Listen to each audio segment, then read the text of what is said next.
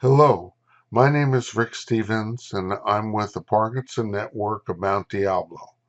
There are many great resources out there for Parkinson's disease. One of them is the Parkinson's Foundation. The Parkinson's Foundation maintains a blog, which I'm going to highlight today because I think it's really great. This particular blog is called Tips for Daily Living 12 Ways to Boost Your Brain Power. I will post the exact link to it both below in the YouTube description and at the end of this video as well. The first tip is keep learning. Your brain is a critical organ, and if you don't use it, you lose it.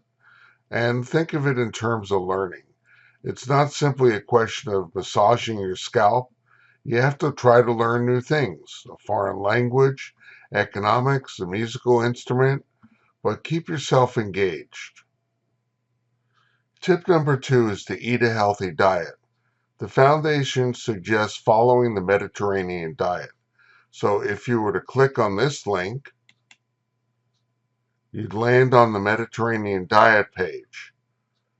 Now, whether you believe in this or not, the important thing to note is down here. Let me show you. It is best to take carbidopa-levodopa cinnamon 30 to 60 minutes before eating a meal. This allows the medication to be quickly absorbed before the food can interfere. That is a critical point. Tip number 3 says take a book with you. The real important point about this is that reading is a complex task. It requires multiple parts of the brain to work together. And this is a way in which you can actually exercise your brain. In order to sleep well at night, you might be advised to read before bedtime. Not watching TV, not reading the computer, but rather reading a book or a magazine. Tip number 4 is to stay social. Isolation is the enemy of aging people and especially people with Parkinson's. So don't let it happen. In the days of the pandemic, which are nowadays, it's really important that we find alternative ways to reach out and be social. Zoom support groups have become increasingly popular. The Parkinson Network of Mount Diablo has support groups for men, for women, and for caregivers. Now, whether you choose our groups or anyone else's, the key thing is to stay social. Tip number 5 is to stay calm. One of the best ways to do that is to learn how to breathe deeply and how to meditate. Whether you do that or some other method, the key thing is to let go of the stress and anxiety and don't let the little things bother you too much. Now, tip number 6 is get enough sleep.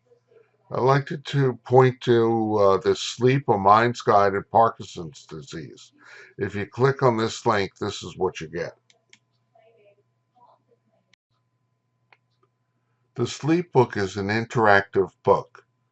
Notice that there are 40 pages, and you can increase the size of the book if it makes it easier for you to read. By clicking on the forward or back arrows, you can go forward or back. If you want to go full screen, you can click here, and that makes it much easier to read. Now, my only advice is read this when you're awake. Tip number 7 is to keep track of medications. This may seem obvious at first blush, but the trick is, how do you keep track of not just your Parkinson's medications, but all the other meds that you take during the day? Sometimes they have to be taken before meals, that is, on an empty stomach, sometimes late at night, etc. One of the best things you can do is to establish a routine and to write it down. Writing it down makes it more real and to let you evaluate how it works. Try it out. Tip number 8 is to increase your heart rate. Translated simply, this means exercise.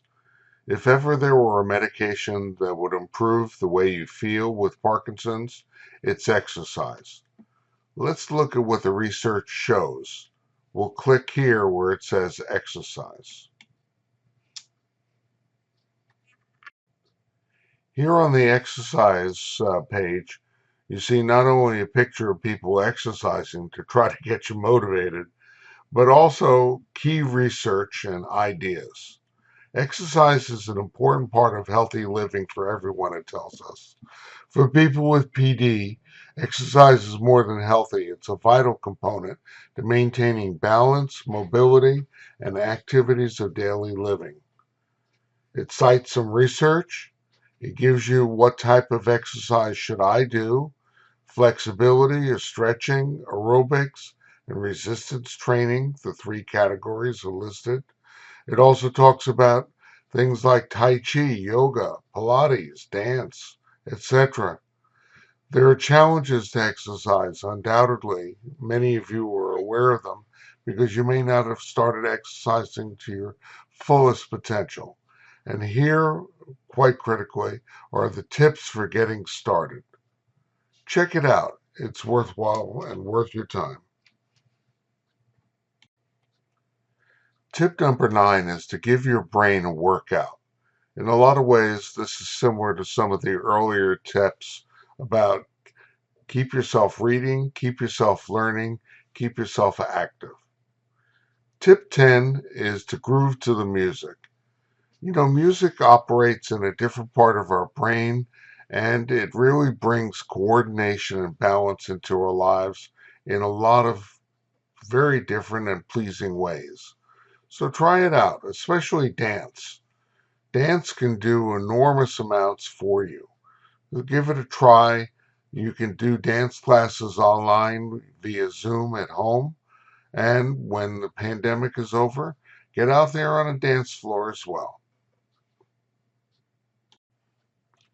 Tip number 11 is to drink caffeine. That can be in the manner of coffee, black tea, or green tea. It can perk you up and it's good for you. Laugh out loud is tip number 12.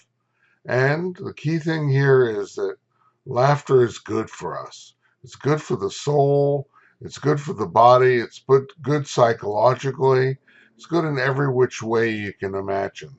So try to laugh, read something funny, watch funny videos, listen to podcasts that make you laugh, watch comedy shows, read joke books, and do whatever else it is that's going to make you laugh.